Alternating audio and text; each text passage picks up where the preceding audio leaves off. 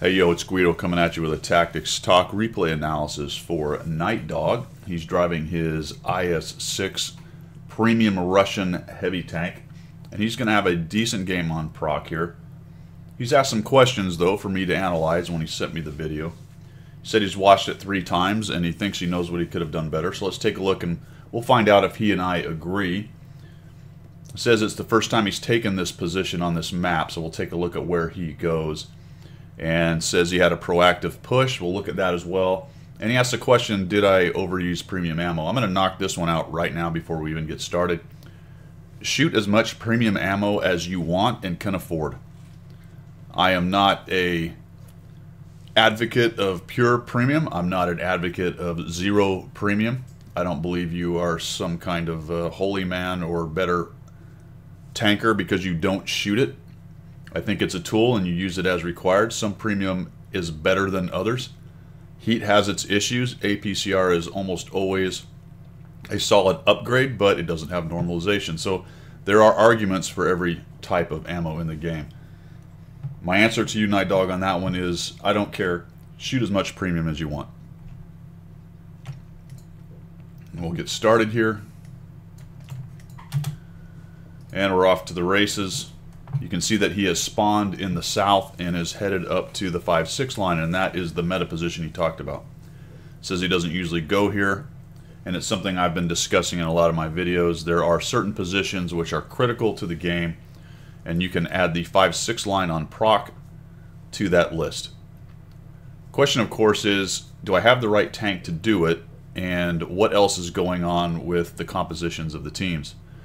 Also, as you get to about this point, where are the teams positioning themselves? Now you can see that this is an encounter. That doesn't make the 5-6 any less important, but it does change a little bit how it fights, especially at the end game, or depending on how the teams are positioned. Let's start with the arty situation. There's only one relatively small arty on both sides.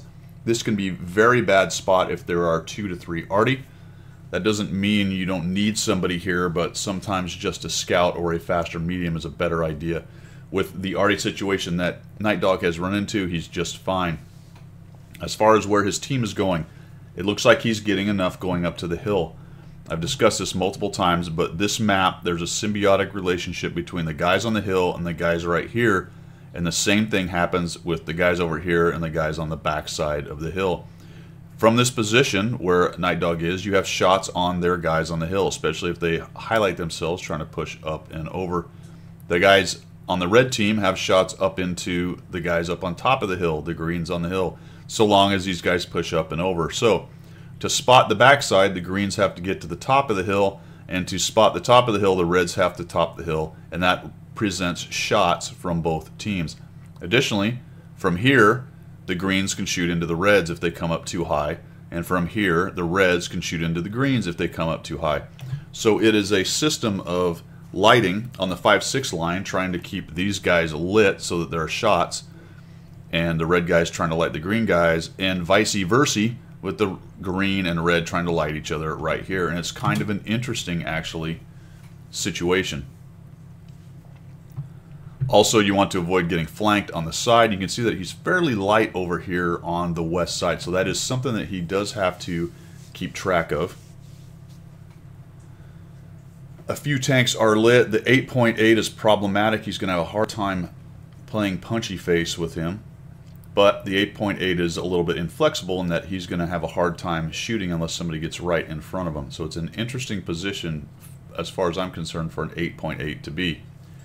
If he turns such that he can shoot up onto the hill, then he's putting his side to the tanks that are hanging out over here. If he comes up here and tries to shoot the T-43 and 44 in the face, then the guys on the hill have shots on his side.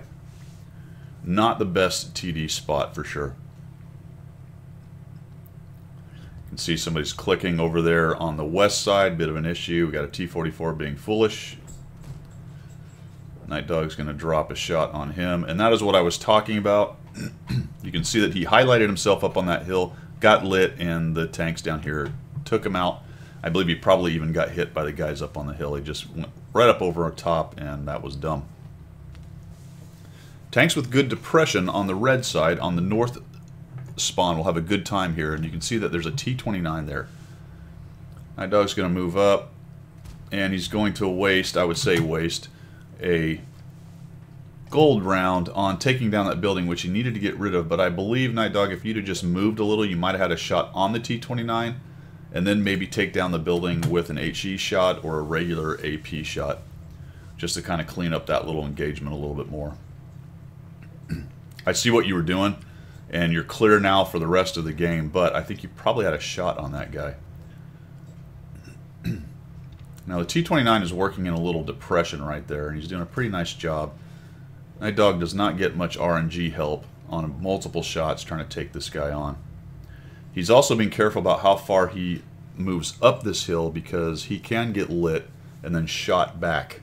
T-29 will shoot him in the side. One option here, NiteDog, is to angle your tank a little bit more towards the hill, more of a 45 degree, so you can still climb up and get your shots, but you're not presenting a full broadside to the guys on the backside of that slope right there.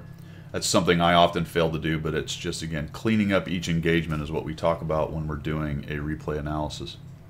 You can see something's going on to the left side. The Thunderbolt's going to move up, and that is interesting because he's not being erased. And the fact that he's moving up and not being erased means that there's probably not much back there. But the Jag 8.8 has moved across, and that is actually interesting right there. NiteDog does the right thing, comes around here, and that's just RNG doing what RNG does. And of course he had to know he was going to get thumped by the T-29. So let's just stop this for a second. I discussed what the danger is here. Obviously you get lit up, you can be shot. If you look at the draw range, he's well within this guy's draw range. So even if he's not in spotting range, once he gets lit by these guys, this guy has an easy shot. The only way to stop the T-29 from hitting him is to repo all the way about to where the 46 is, maybe on this line right here between 3 and 4. You did have an option, I think, right here, NiteDog, of pushing up and taking out the 8.8 or taking him on. That would have been dangerous because there are multiple guns over there that could have been shooting at you. But I think you might have been able to dive into this little depression and really worked on this JT. He did have a friend, so he had a super with him. I'm not saying it was the best idea ever, but it was an option. I think overall you're doing the right thing here on this. You move up to that rock, which is actually giving you a little protection from the T-29. So another aggressive move would have been to push into the 3485M and take him down. You are taking multiple shots in here. But your team isn't winning, so I think it's important to be careful at this point. You are not using your full zoom, and I'll just pause that right now, because how people shoot is really more technique than anything. It's what works for you. So some people can run around in third person and do really well. Some people will use sniper mode, zoom all the way in, and do really well. Some people will do a more moderate zoom like NiteDog is doing, and they do really well. For me, it's using the right tool. But I would say at this point, the right tool, for me anyway, and I believe for nearly anybody, is to zoom in a little bit more so you can fine-tune your shot. People will say, well, zooming in doesn't make your shot more accurate. Well, I disagree. It doesn't change the gun's accuracy. That's obviously hard-coded into the game. The gun's accuracy is the gun's accuracy.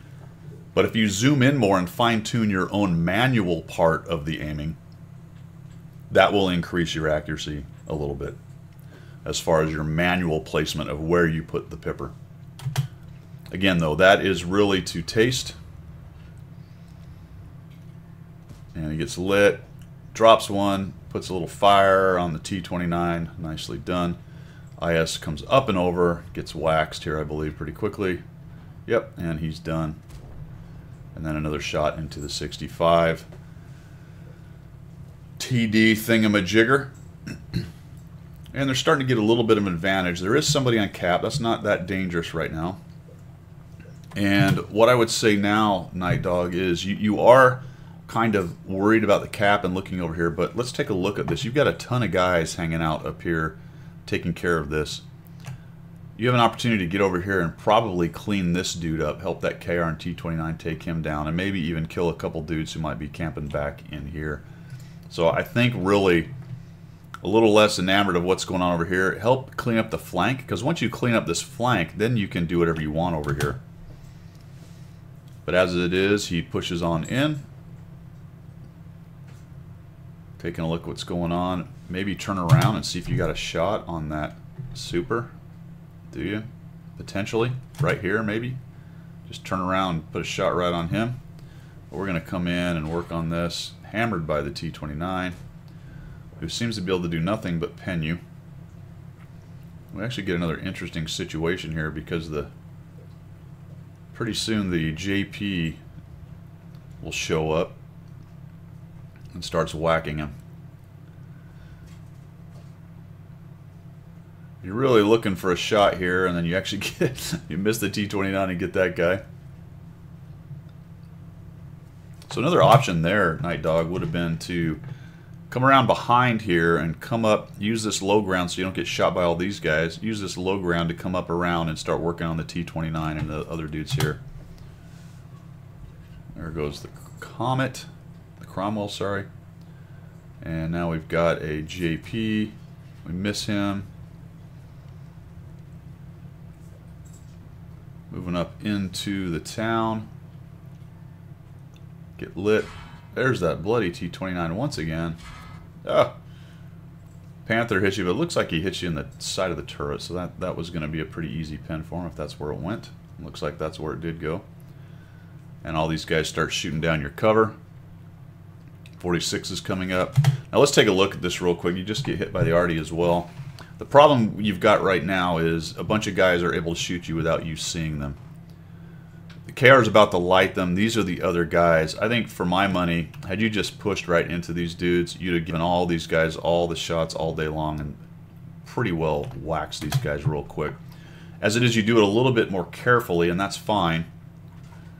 Get hammered by the AP shooting JP. That's interesting. And you are a one-shot to the IS and some of these other things, the JP as well. You shoot into there. Take another bounce. He goes away. And so you essentially did, between you and the KR moving up, you moved up a little bit. You essentially did what I talked about. You got close enough that they started getting lit. Nice shot on the IS. Just push in on that guy. I'd get closer to my work, especially if you know you're not going to get hit. But you end up killing him right here. So this is about a 2,000, a little over 2,000 damage game, and it was pretty well executed. A lot of the things I've talked about here were small. Flexing over to the west, that was an option. I'm not saying it was the best thing to do. You really kept things locked down in the middle, which is what you were trying to do from that meta position. So that was all well and good. For the push into the town, I probably would have been more aggressive, but based on how many guys are penning you, I don't know. They may have ended up killing you right there. I don't think it would have ended the game. It would have limited some of your damage, obviously, because you'd have died before you got those last couple shots. So I guess that's probably not a huge big deal, but it may have lit them fast enough that they all got waxed by your campers up on the top as well. Or your, not really campers, but the guys up on top of the hill. So nice job on that one. I hope I answered most of your questions there as far as that goes. And I got one more. We'll look at that and see what you did with the 252.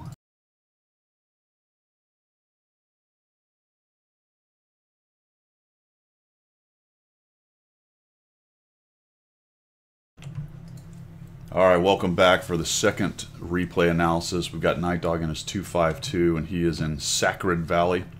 That's right, I said Sacred Valley. Get started here and see what he does. Move it forward, and he heads off here to the west side, kind of to the heavy brawling area. Bring up the shot log so you see what he does here. So last battle with the IS-6, he goes to a meta position. He does a pretty nice job getting there. Kind of locks down that middle, helps his team out, drops about 2,300 or so damage, and is a pretty integral part of the win. Makes some good decisions as far as flexing and moving, gets up into the town, all that good stuff, with only the little things that I talked about. On Sacred Valley right here, he heads off to the west side, which I think is probably the right call for this particular map, especially in a 252. And let's see what happens here, because this is an interesting counterpoint to the other one. We always try to make the right decisions, but we don't always make them, obviously, in the heat of battle. The key is to take a look at these replays and what we're doing in the game and try to figure out if we couldn't have done something better. The last game, like I said, anything that he could have done better would have been small things. I think in general he was in the right place doing the right thing. Let's see how this goes. 8.8 right away overextends. I mean, there's just no reason for him to be right there. He's going to eat a shot in the face. IS-7's on the other side of that rock wall, and NiteDog backs up, helps his 8.8 buddy get out of the way, and then there's a little bit of a scrum there between them, and off he goes. So he's got the 103. The 103's got pretty good depression, and NiteDog's going to struggle a little bit right here with a 103 if that guy comes up, especially with this depression and his lack of. I think NiteDog, if you'd have maybe stayed right there, you might have had a shot at him, because here he comes. He wants a piece of you can tell. But NiteDog's going to do a little side scraperino here, which is okay, but again, it's the 252's a little bit uncomfortable right there with what he's trying to do. And the 103 is probably going to out-reload you, and you can see that he can't quite get his gun down on him, so really playing a dangerous game with this guy. Baiting a shot if he can, and there he goes. So he ends up with a good result out of kind of a uncomfortable, weird situation, but it works out because he can see that he's got some friends coming up, and now they're pretty much all over this 103 and T-34. JP, or sorry, the 8.8 is doing his best. There's another 103 coming up, so we got a Type 5 heavy. He should eat these guys alive. NiteDog's just working it. There's no arty, so you can sit in a place like this and really not be too worried. Nice shot right there. Looking at the 103. I don't know if I would have stayed there. It seems like the guy was looking at you, but maybe not. Nope, he's looking somewhere else. Just trying to get that shot on this guy. Nicely done. One more in there. And let's go ahead and pause it. Everybody take a look at the minimap. And some of you may have already seen it happening. But make an assessment in your head about what's going on in this game right now and where you need to be. So if you, like I always say, assume you're the best player in the game. And nothing good is going to happen unless you make it happen. Going in with that mindset, what do you do right now? Remember, the game before we made some good solid decisions. All generally correct with just maybe some minor fixes.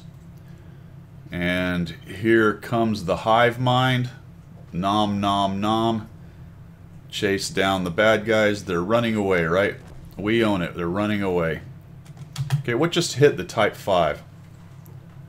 There's a JT sitting over there. At least a JT, but it looks like the Type 5 got hit twice. As a matter of fact, there's been a Foch lit up on the top. He's been mountain goating, so he's up in one of those ridiculous spots that you can get to. So what does that tell you about this general area out in the open right here, right now? Yeah, it's not a good place to be. So everyone piles in, and now we've got a pile up on the I-10. Looks like the morning commute's getting a little rough right here. And the Type 5 wants to back up because he doesn't really want to eat the side shot from the FV. And now we have a meeting of the minds. So our blob has won on this side, and their blob has won down here. And we saw this, remember when I paused earlier, we saw this a lot earlier when it was kind of the blob here and there was only maybe 2 tanks left right here. So what should we do at this point? What should we do? Well, we should have already gone back. But we're going to continue. By golly, because they're running, right? The bad guys are running. We chased the bad guys. And now I think NiteDog finally realizes, oh boy. Now think about your route. How do you want to get back? Well, I clearly want to get back as soon as possible, right? But didn't I take a bunch of hits right there? And the E-75 doesn't like it. But holy cow, I'm being pushed, so he has to go forward. And here we, oh geez, there goes the E-75, and then NiteDog's making a run for it. Please don't hit me, and the Sturv hits him. So I assume the Sturv is probably also up on that hill with the Foch. So there's probably 2 TDs up on that hill. And we're heading back. We're heading back, we're heading back. And we should have already been back there. Now, had he gone back there, he probably would have been ahead of the WZ-111. Probably would have already eaten alive or damaged this T-44-100. I think he's going to put another hit on our AC, or on our WZ, I mean. Yep, he does. So there's some hit points we'd have had back. We wouldn't have taken those hit points because those guys wouldn't have caught us out in the open. They're behind us now. And then I'm surprised he didn't actually kill himself ramming you right there.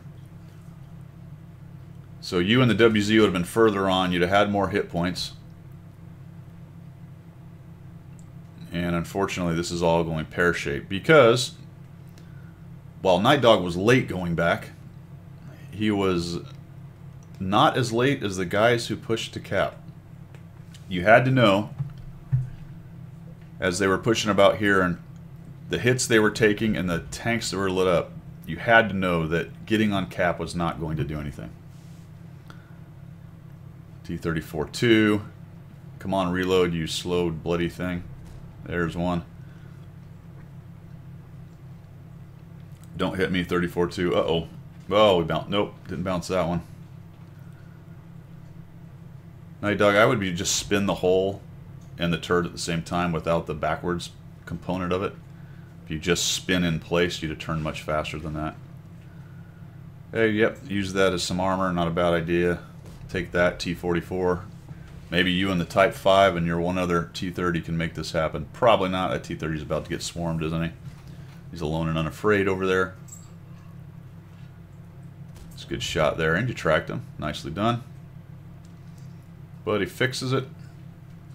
Come on, Type 5, you can do it. Get him. Come on, Type 5.